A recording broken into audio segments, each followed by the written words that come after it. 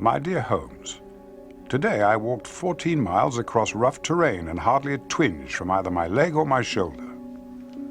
The landscape is as handsome as it is reported. I still entertain the hope that I can prevail upon you to join me. I appreciate, of course, that the beauties of nature mean little to you, but I believe you would have found some of the guests at my hotel most intriguing.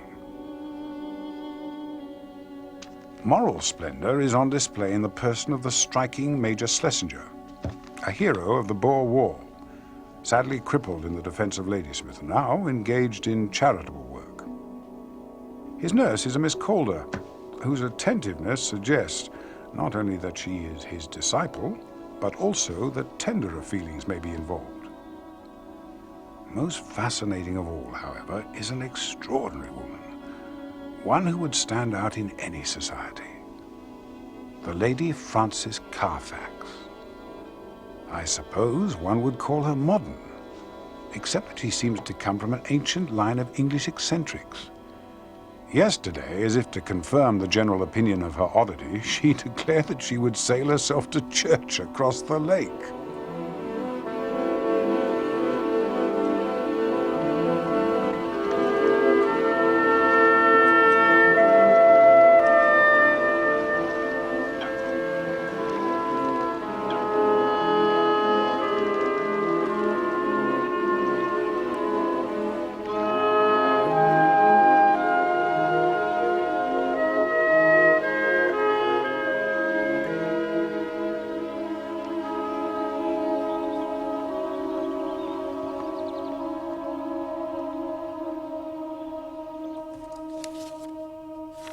There was much speculation in the hotel carriage as we traveled towards the charming little lakeside chapel about whether Lady Frances would be as good as her word. And those of us foolish enough to doubt her were soon rebuked by the sight of the skiff moored in the shallows and by the stern gaze of its captain when she greeted us within.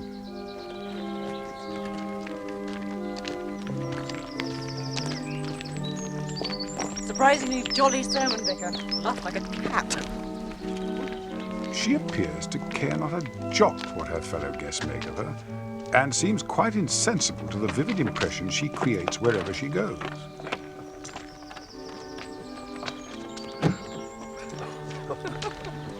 We were all amused, certainly, at the sight of her trying to board the skiff, but since she had accomplished the outward journey with such skill, we had no reason to suppose that her return voyage would present her with any greater difficulty, or that it would end in the way that it did.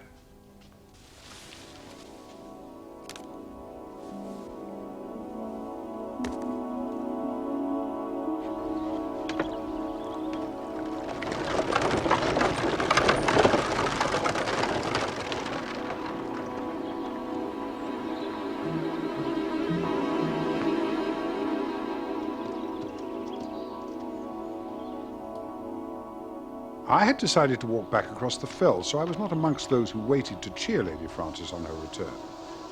I arrived a little later, at exactly the moment when tragedy threatened to strike. Help! Help here!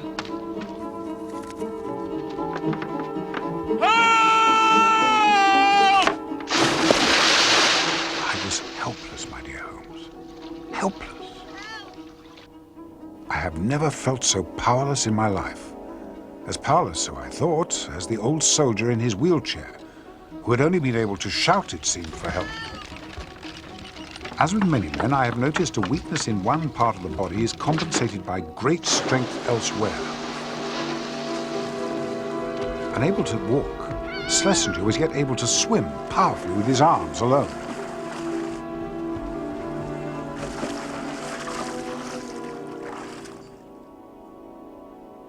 Reinforcements arrived in due course from the hotel, and tragedy was happily averted. Now all parties are recovered, it is reported that the Lady Frances is resentful of her rescue, as if her suffragette principles had been somehow compromised. All agree at any rate that Major Schlesinger is the hero of the hour. Miss Calder's attentions are now translated into patent adoration. No doubt further praise will be in order when he lectures on his missionary activities at the hotel tomorrow. He is, by the way, the British representative of the Mission Church of Christ the Healer, whose theatre of works is the high Andes of Peru.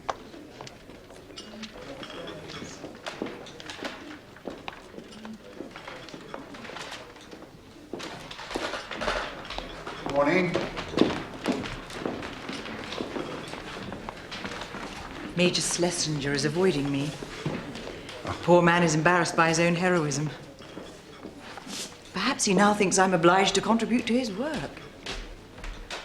Men have such extraordinary weaknesses. Don't you think? Hmm? Oh, hi. Yes, certainly. You do, of course, I agree.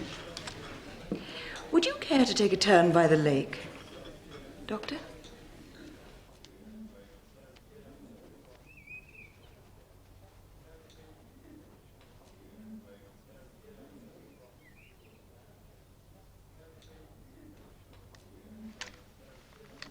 Major Schlesinger works tirelessly for his church, does he not? Oh, I understand the need for funds is considerable.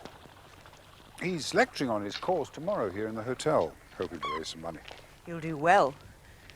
The local matronage will happily part with half a guinea each for the company of such a man, albeit in public. Do I shock you? Not at all. I shock my brother. As the Earl of Ruffton, I think he feels it is his duty to be shocked. Oh, it's very beautiful here, isn't it? I spent every summer of my childhood here by this lake. It's very beautiful. It is indeed. He's to visit me tomorrow. Who? My brother. That is duty too, of course.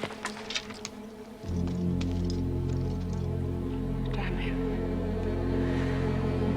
Damn him!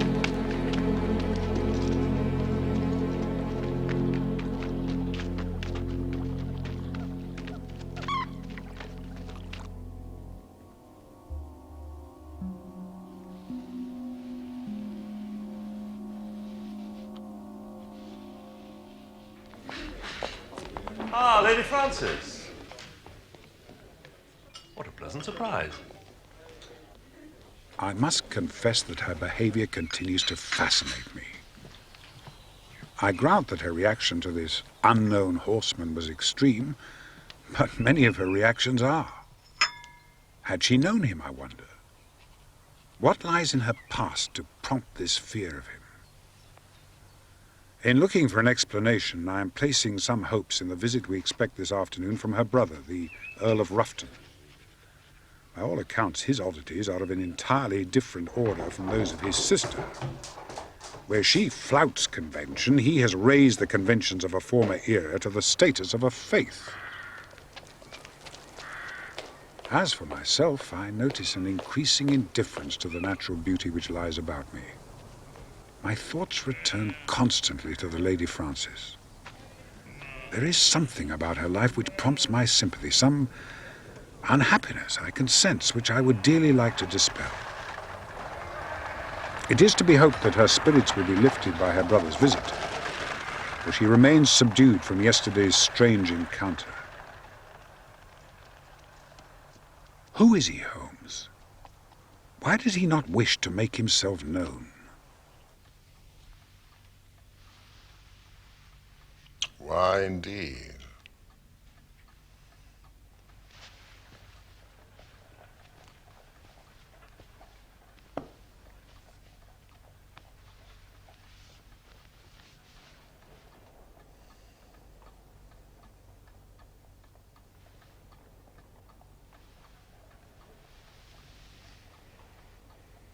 Watson, you're a brick.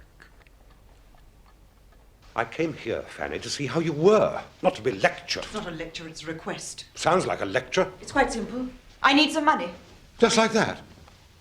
I suppose you've been overdoing it again, haven't you? I do not overdo it, John. If I have ever overspent the wretched allowance you give me, it's because someone has been in need. Oh, yes, your famous heart of gold. Except that it's my money, and there isn't any. You know perfectly well there isn't. The hall's falling to bits. There's a family of owls in the East Wing, and you think... What is it this time? Helping penniless poets in Islington? You only know how to be cruel, don't you? When have you ever cared for what I want? The last 15 years of my life have been wretched, and now at last I had a chance to make something of it. Doesn't that have any meaning for you?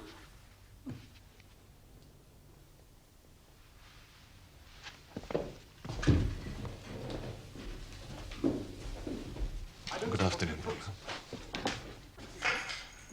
The difference it makes is that I wouldn't be being told what to do. You know I loathe it. The trouble is you won't even take advice, will you? You've been offered everything. You've turned it all down. What have I been offered? Marriage. Good marriages. To be the unpaid slave of a titled yokel who hasn't even read a book, who thinks bark is something terriers do. All right, all right. What have you got against me doing this? What? I want to get out of this miserable mess my life is in. To be my own woman, for God's sake, to fulfill just a portion of my life. Why do you always hold me back? Think of it, John. Think of it. Just one payment. One. You could see the back of me forever. The Mule Express, as we have dubbed it, brings the mail once a month. Letters, of course, and food for the mind from the Library of Christ, and medicines for the well-being of my flock, whom you may see here, posing outside the mission below a temporary belfry. When I show you the next picture of a leading member of my congregation, you will understand how the parable of the shepherd and the lost sheep has become transmuted in our teaching into that of the llama herd and the lost llama. And finally, our church. Humble as it is, rough and poor indeed, I'm proud to tell you that the Word of God is preached as fervently within its walls and is as joyously received there as in any great cathedral here at home.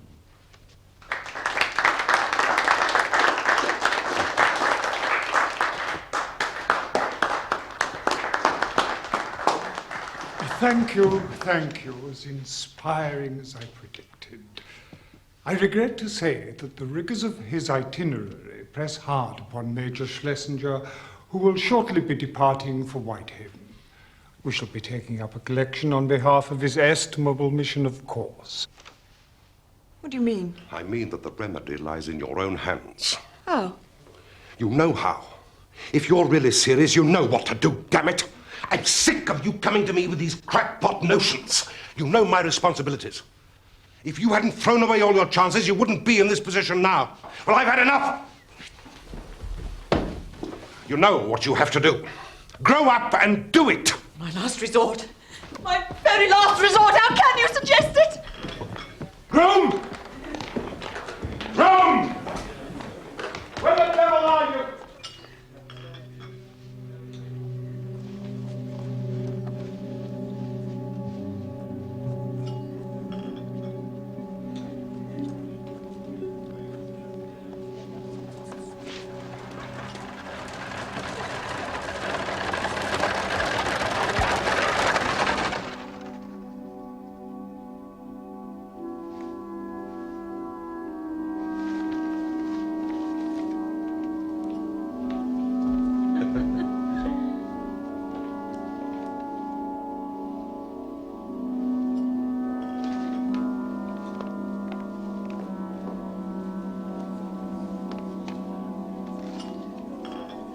Which room is Mr. Schlesinger's meeting taking place? I'm afraid the meeting finished half an hour ago, madam. Mr. Schlesinger will have left for Whitehaven by now. Oh, yes. Yes, I've forgotten. Thank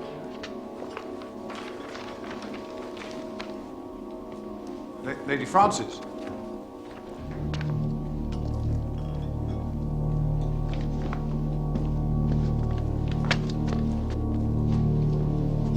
Leave me alone! Excuse me. You, sir! I've no doubt you will tell me my fears are unfounded, Holmes. But the repeated appearance of this man has cast a shadow over her life which, try as she might, she cannot lift.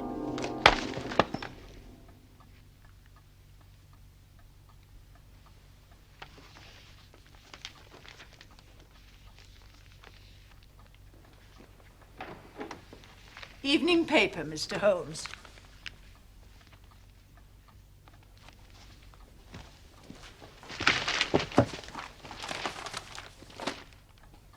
Mrs. Hudson, fetch me a cab!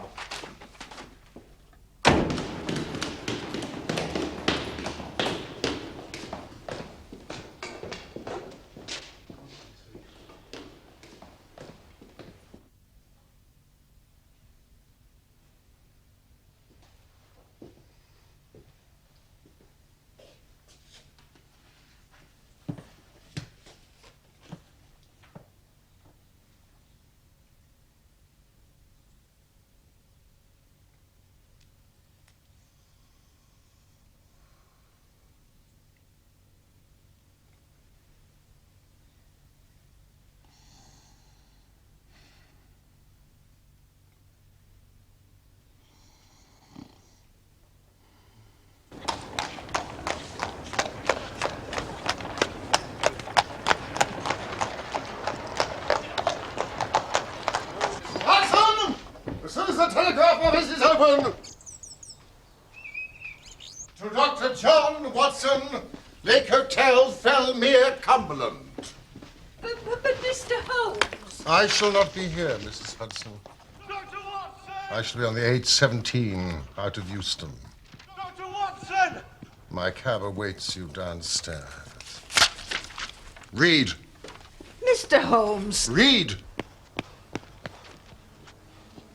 Grave danger, Lady Frances, stop. Never let from sight, stop. On my way, Holmes. How long has this been here?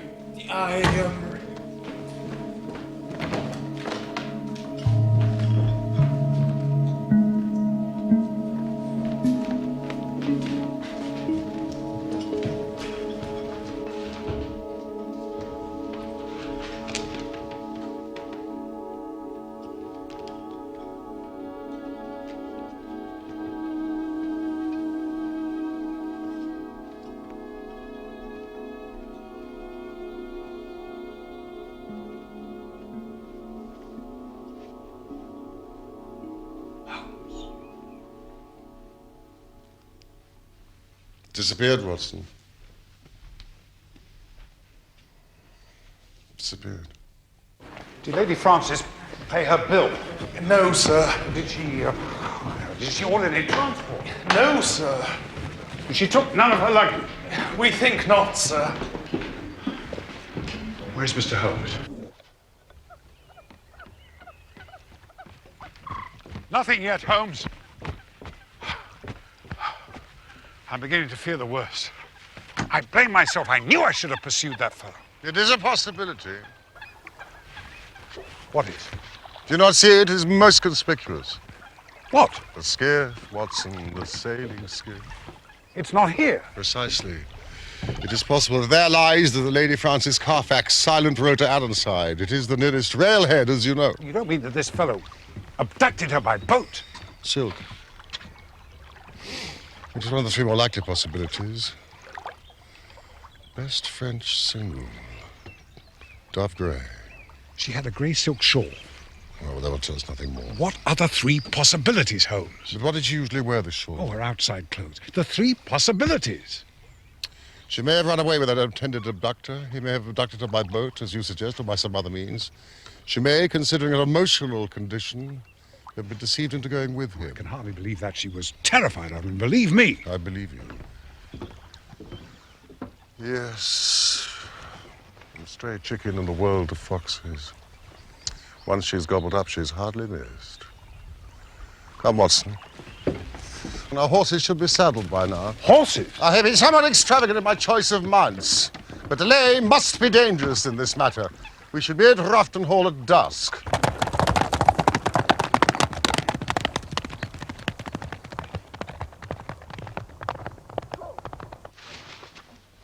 I don't see what possible interest it could have for you, sir. Considerable interest, I assure you. One of the most dangerous classes in the world is the drifting and friendless woman. With no one to protect and guide her, she's the inevitable inciter of crime in others. I treat the disappearance of your sister with utmost seriousness. Do you think I do not? I'm merely suggesting that it is frivolous to keep from me the substance of your quarrel. It was, after all, this quarrel which immediately preceded her disappearance. Might it have something to do with the drunken poet she once knew? What? I understand from my colleague that she may have seen him recently. Green. Thought I'd seen the last of him.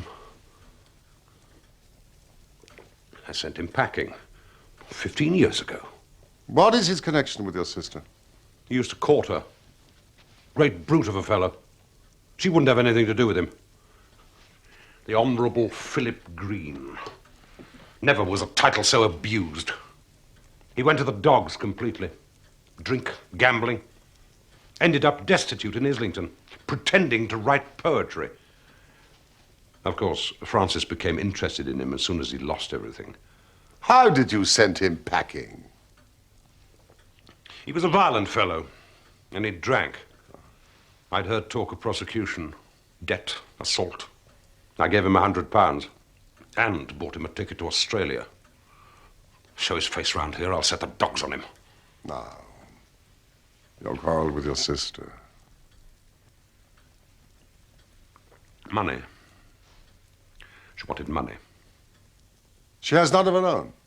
I make her an allowance out of the estate. It's modest, but you've seen the place.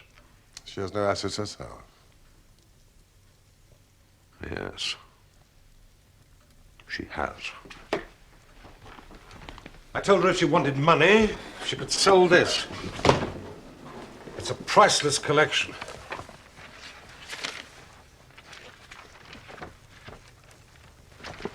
That was designed for the French royal family by Fragonard. We acquired it all at the Revolution. And now it's hers. What I have is owls. Owls in the East Wing.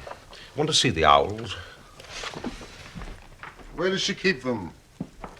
Does she travel with them? No. But then where are they kept? My lord, your sister has vanished. How and why, we do not know. But I've reason to believe that she is in the gravest danger.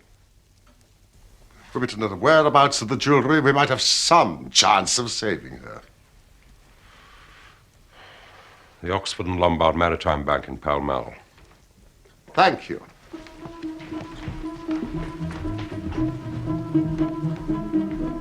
The Oxford and Lombard Bank opens its doors in 12 hours.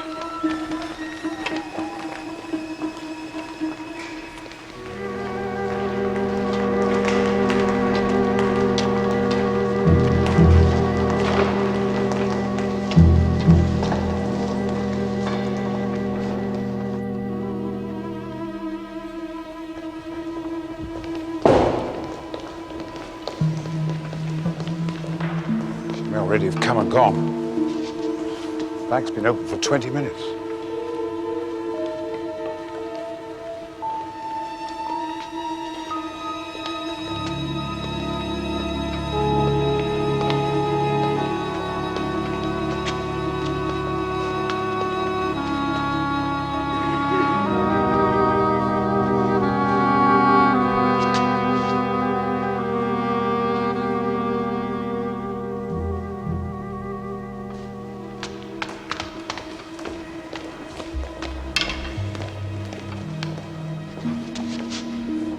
Quite blind, Holmes. I had the evidence in the palm of my hand. If anything's happened... Calm yourself, my dear friend.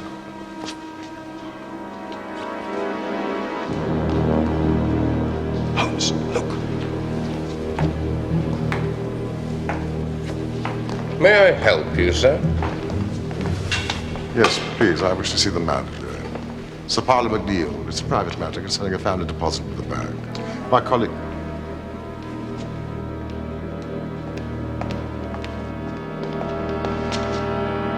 Watson! You, sir. Aye, sir? You, sir. What have you done with the Lady Frances Carfax? I insist upon an answer.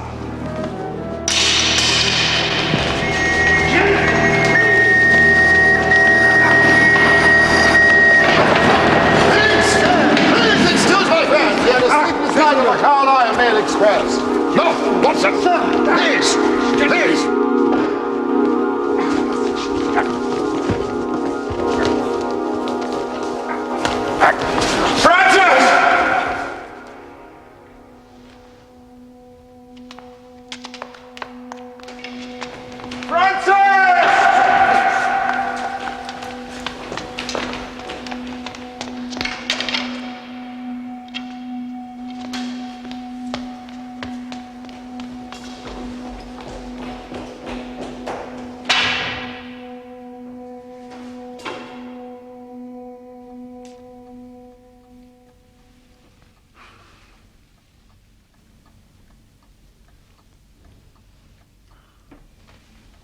I blame myself. No. You need not. Nevertheless, I do. We all bear equal blame. She's disappeared again, and that is that. It is pointless to dwell on it. Our task now is to find her. Mr. Green, let us go back to that moment by the lake yesterday morning. I was out riding in the dawn, and I saw the skiff sailing across the lake toward Ironside. And you realized that it was the Lady Frances? Yes. Was she alone? Yes. Please continue. I managed to board the same train. I begged her to speak to me. I told her how I'd traveled the world and had become a very rich man. I told her that I'd never stopped loving her, and that she could have whatever she wanted. I can see her now. She sat, saying nothing, smiling like a sphinx. No, she said. She wanted to go her own way. When we got to London, I followed her as best I could, but she seemed determined to be rid of me. I lost her somewhere near Southwark Bridge. Southwark? Ah, that is most interesting. Why? I'm reliably informed that his usual haunts are west of Westminster. Whose haunts? How did you come to be at the bank? I reasoned that she would be needing money while she was in London, and I know the address of the family bank well enough. I had the wild idea of enlisting the manager's help. Do you know where she is, Mr. Holmes?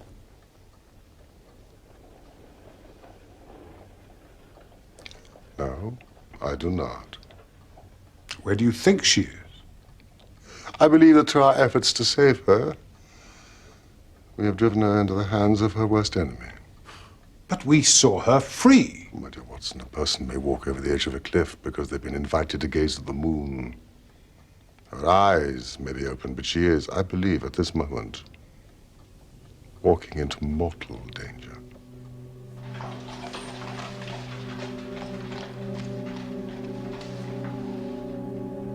Schlesinger. Mr. Schlesinger? This last week, I have sought to acquaint myself with the world of apostolic missions. I have also made a search of the records at Scotland Yard. Schlesinger is also known as the Reverend Joseph Covington, Amos Callow, the Dean of Maseru, and Edmund, the Bishop of Lima. His real name, in fact, is Peters. He's a confidence trickster, known at Scotland Yard with the uninspired logic of that place as Holy Peters. What is not just suspected, but incontrovertible nonetheless, is that he is a murderer. Peter's speciality is the beguiling of single women with private means by playing on their religious and charitable feelings. Helena Rosenblum had been engaged in charitable work for 10 years when she met Schlesinger. He inspired her to devote her energies to a new mission in the Andes. Miss Rosenblum changed her will, said goodbye to her former life, and boarded the SS Almeria at Glasgow, bound for South America. She was lost overboard the first night at sea. The SS Almeria docked at Liverpool for the family to retrieve her effects. Schlesinger also disembarked. He went aground to the Lake District, where he met his next intended victim, the Lady Frances Carfax.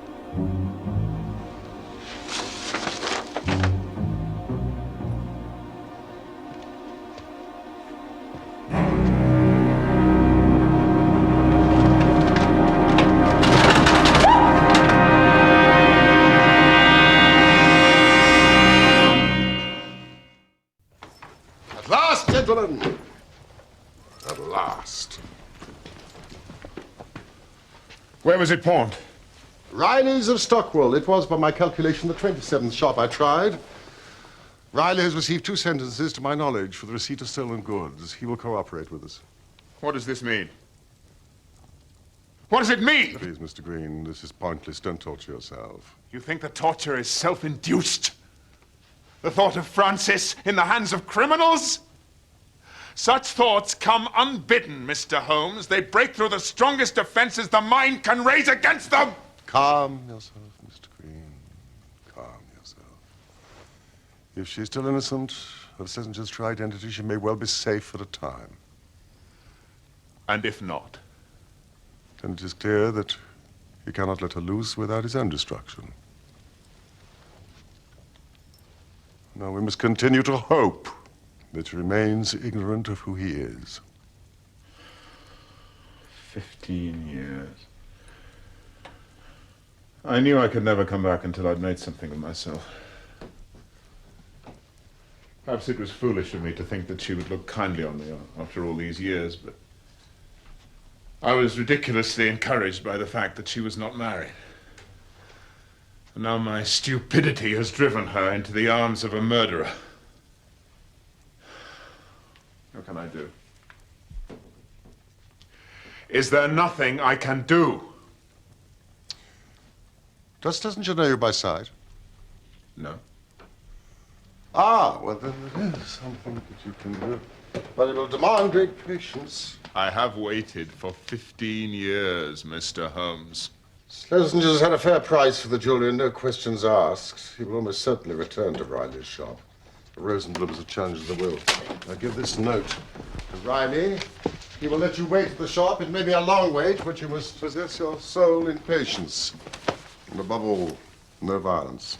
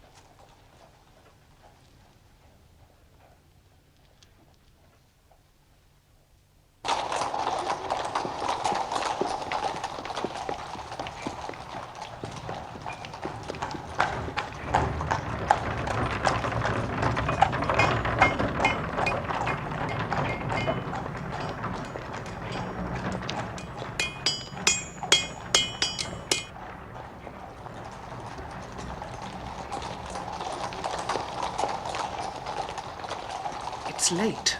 Well, it should have been there before now. I dare say it took longer, being out of the ordinary. The address, dear, remind me. Yes, sir, can I help? Argyle Street. I'm looking for Argyle Street. There's a post office round the corner. Try there.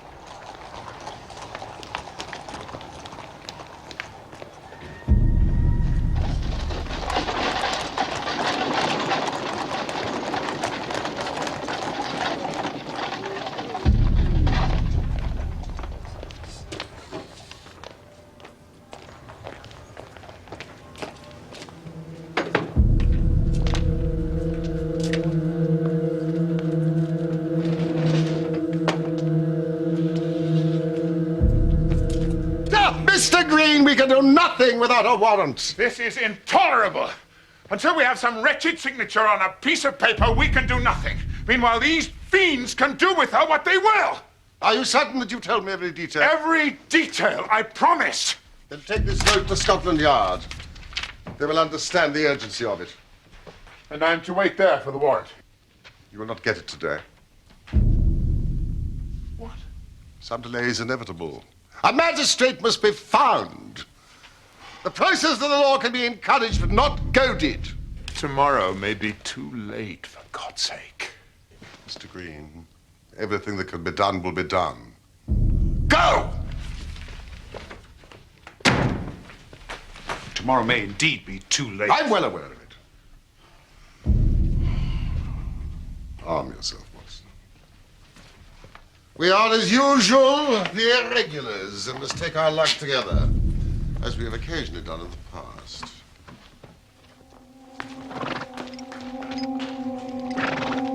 8 o'clock tomorrow morning, Brixton Cemetery.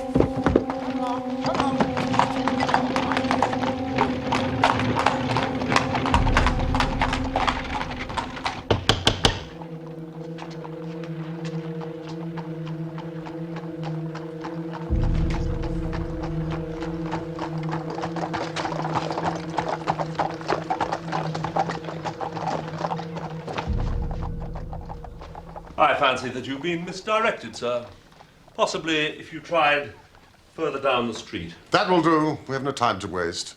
You are Henry Peters, late Major Albert Schlesinger, veteran of the Boer War. Your further aliases I will not bore you by repeating. And what is your name?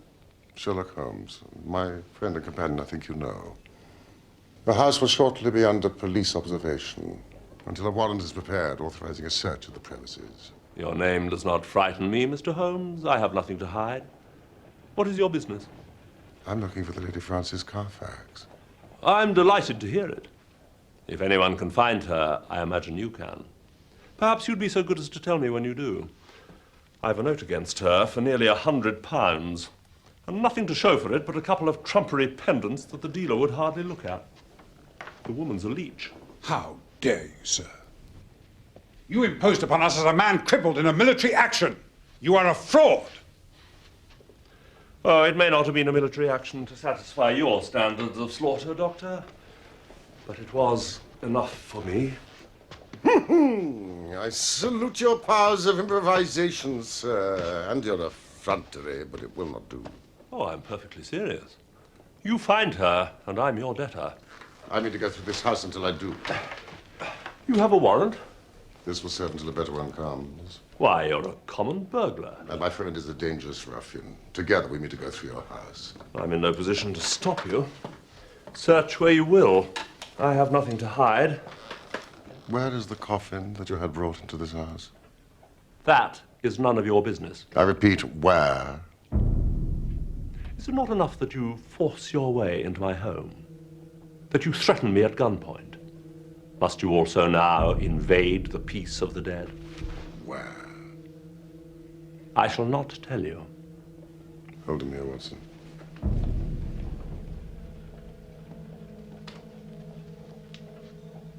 I don't believe you'd use that on an unarmed man, Doctor. And in my condition. I was a soldier in India, sir. I've shot nobler creatures than you. Lights, Watson! Lights!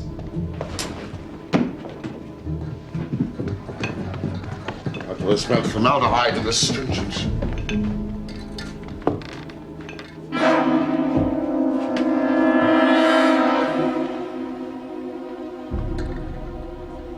Thank God. It's not her.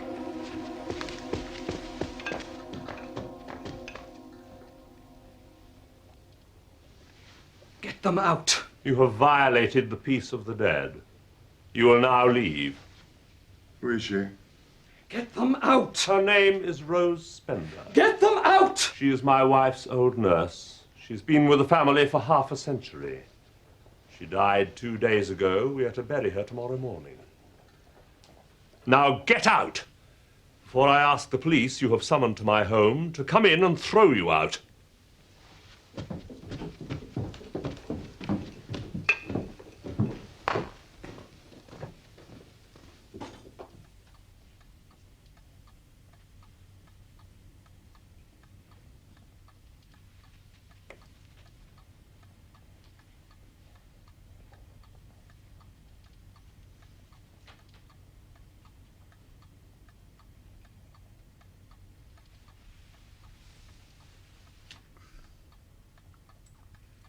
I've been considering the problem, Holmes.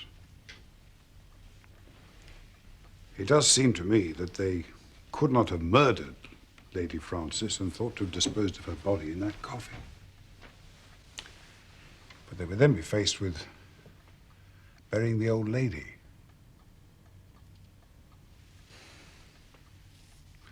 It may be that this burial has no connection with Lady Frances's disappearance after all. I mean, she was, as you know, the most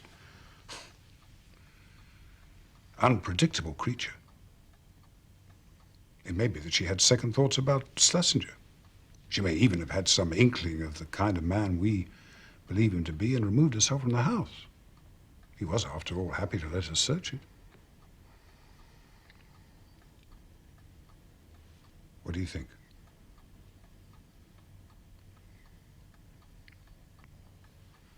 What is your theory, then?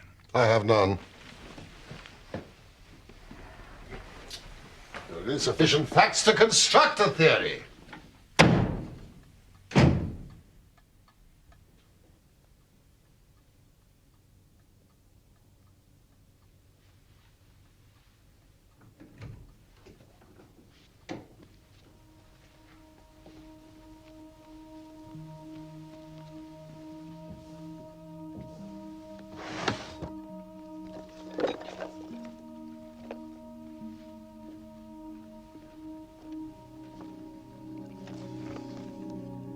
There's something you've overlooked.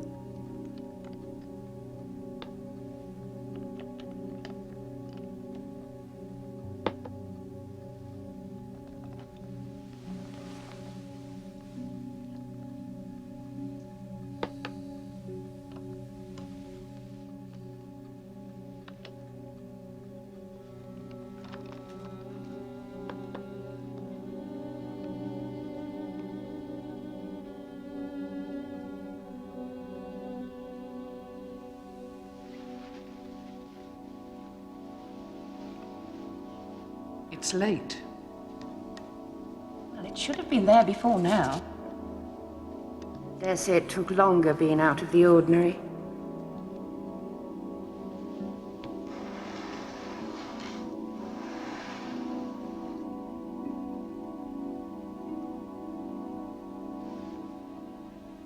What has happened to any brains that God has given me? Watson! Quick, man! It's life or death. 100 charges on death and 1 on life.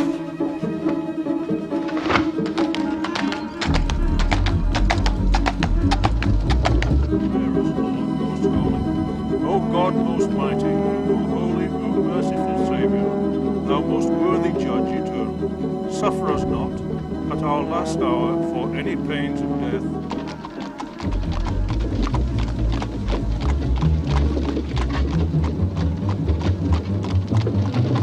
And never continueth in one stay. In the midst of life we are in death. Of whom may we seek for succor, but of thee, O Lord, who for our sins art justly displeased. Yet, O Lord God, most holy, forasmuch as it hath pleased Almighty God of his great mercy to take unto himself the soul of our dear sister here departed, we therefore commit her body to the ground.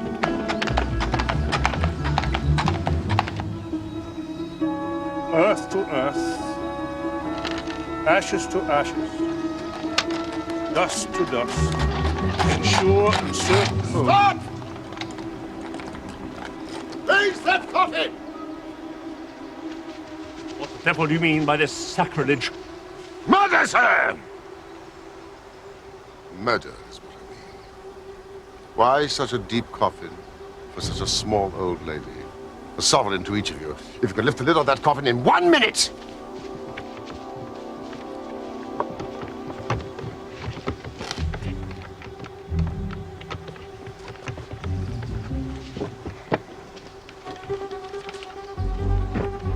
Watson!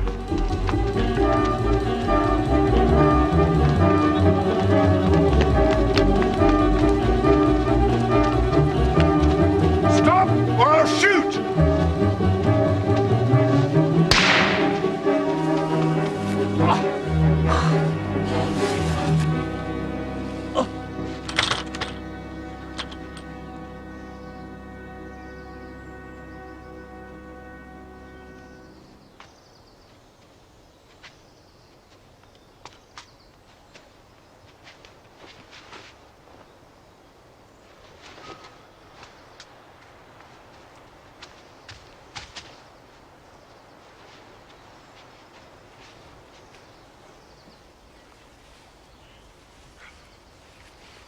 Chloroform. She's known literally the terrors of the grave. God knows what this will have done to her.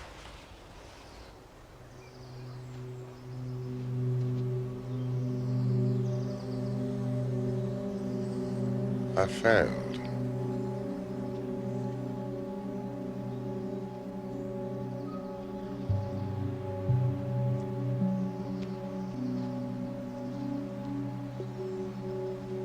I have brought her back here to the country of her childhood, which is one of the most beautiful on this planet. There has been a great improvement as a result.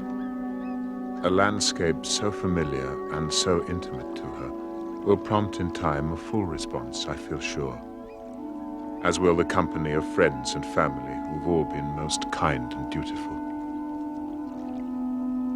Her poor brother, the Earl, is beside himself with anger at the criminals and with mortification at his having quarreled with Francis before all this happened.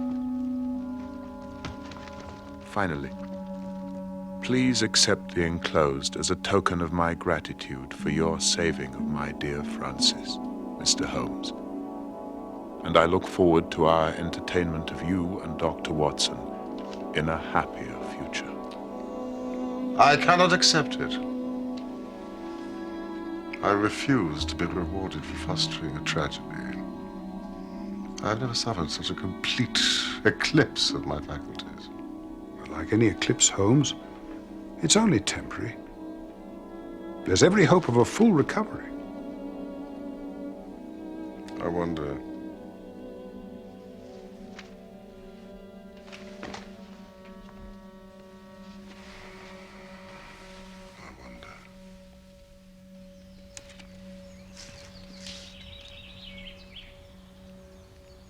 Francis?